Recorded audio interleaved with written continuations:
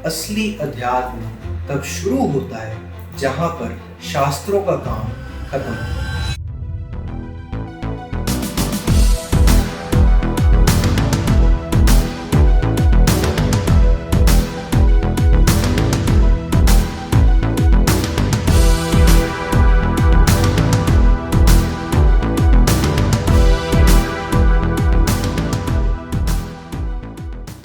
नमस्कार। आज मैं आपसे उस सवाल पर चर्चा करने वाला हूँ जो हर अध्यात्म के रास्ते पर चलते हुए इंसान के सामने आता है कि ध्यान क्या है। पर उससे पहले हम ज्ञान के मुख्य चार केंद्र विज्ञान, फलसफा, धर्म और अध्यात्म पर चर्चा करेंगे। और उससे भी पहले हम ये जानेंगे कि सच की खोज क्यों। पिछली वीडियो में मैंने गौतम बुद्ध के बारे में आपसे बात की। जिन्होंने वो वीडियो नहीं देखी है वो पहले उस वीडियो को देखें। गौतम बुद्ध जी ने जब 4 आर्य सत्यों की बात की तो उसमें पहला था कि जीवन में दुख है। अब दुख क्यों है? इसका सीधा जवाब है अज्ञानता के कारण। अज्ञानता और दुख के बीच के संबंध के बारे में हम आगे चर्चा करेंगे। अब ज्ञान 2 तरीकों से हो सकता है। एक तो शास्त्रों से, पर शास्त्रों से लिया हुआ ज्ञान उधार होगा, उससे कोई तब्दीली नहीं होगी। वो कुछ ऐसे होगा जैसे एक कली को तोड़कर एक बंजर जमीन में लगा दिया गया। आपका अज्ञानता से भरा हुआ मन भी एक बंजर जमीन ही है जिस पर वो कली खिलने से पहले ही मुरझा जाएगी और गले का फंदा बनेगी।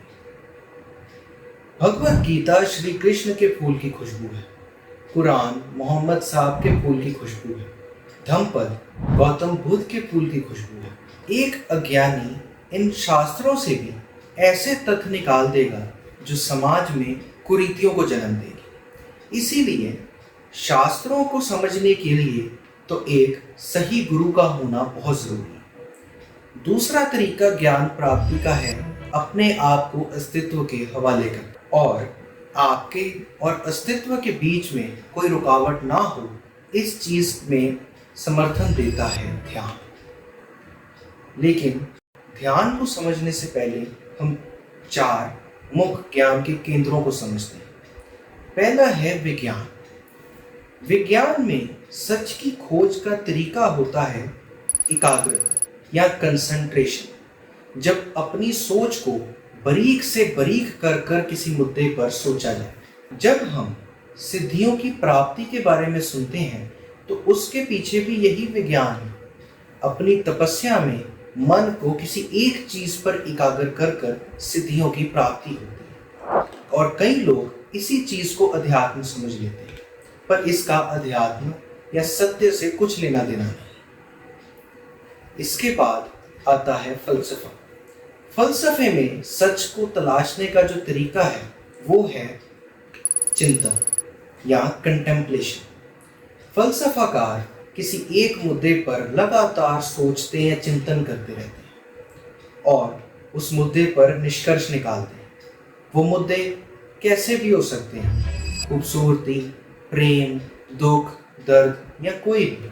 अंग्रेजी का शब्द जो ध्यान के लिए इस्तेमाल होता है मेडिटेशन, उसका अर्थ भी असल में कंटेम्पलेशन ही होता है। जब भी आप पश्चिम के फलसफे में मेडिटेशन सुनेंगे तो वो किसी चीज के ऊपर मेडिटेशन होगी, लेकिन ध्यान किसी चीज पर नहीं हो सकता, क्योंकि ध्यान ही हर चीज से आजादी है।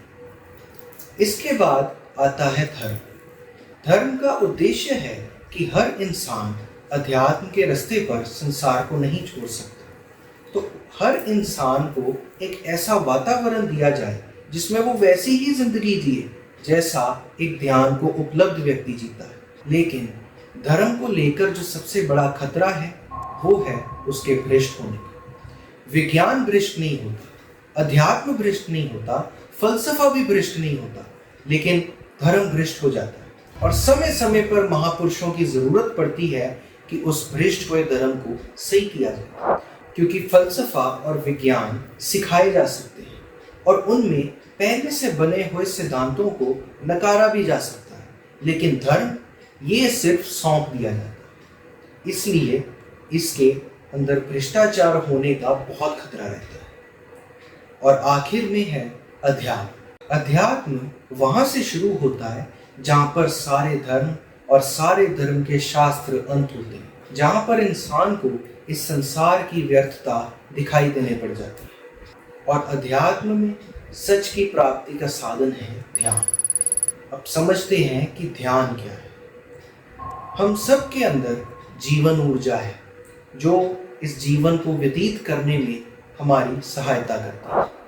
ये जीवन ऊर्जा हमसे कर्म भी करवाती है, लेकिन आज के समय में जहाँ पर मनुष्य का मुख्य कर्म मानसिक तौर पर है, ये जीवन ऊर्जा हमें सोचने की शक्ति देती है। अब जब ये शक्ति नकारात्मक चीजों की तरफ जाती है, जैसे काम, क्रोध, लोभ, मोह और अहंकार, तो हम गलत चीजों के पीछे भागने लग जाते हैं और हमें दुख होता है। इसलिए ध्यान का पहला पड़ाव है जागरूकता, कि हम जागरूक होकर ये देख सकें कि जिन चीजों के पीछे हम भाग रहे हैं वो नजदीक समय में तो शायद हमें फायदा दे, लेकिन आने वाले समय में वो हमें बहुत बड़े बड़े कष्ट देने वाले। धीरे धीरे जब हम जागरूक होंगे तो हम ये देखेंगे कि इन चीज़ों से सिर्फ दुख होता है और हम अपने आप इन चीज़ों को त्याग देंगे।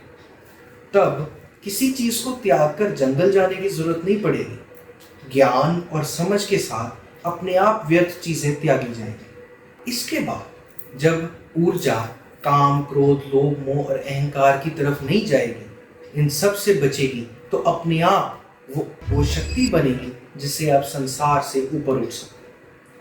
धार्मिक शास्त्रों का भी यही उद्देश्य है कि तर्क से या भक्ति भावना से आपको इस संसार की व्यर्थता दिखा दे, ताकि आपके ज्ञान से ही वो ऊर्जा आपको संसार के ऊपर ले जाए। फिर चाहे जितने भी ध्यान के तरीके हैं, चाहे नाम जप हो, कुंडलिनी हो, ज़ेन हो, सूफिज्म हो या विपासना हो, सबके पीछे का यही विज्ञान है कि आपके मन को संसारिक चीज़ों से हटाकर उसको एक जागरूकता दी जाए, ताकि वो मन अपने आप इस संसार को त्याग कर अपनी शक्ति से इस संसार के ऊपर उठ सके। असली अध्यात्म तब शुरू होता है जहाँ पर शास्त्रों का काम खत्म होता है।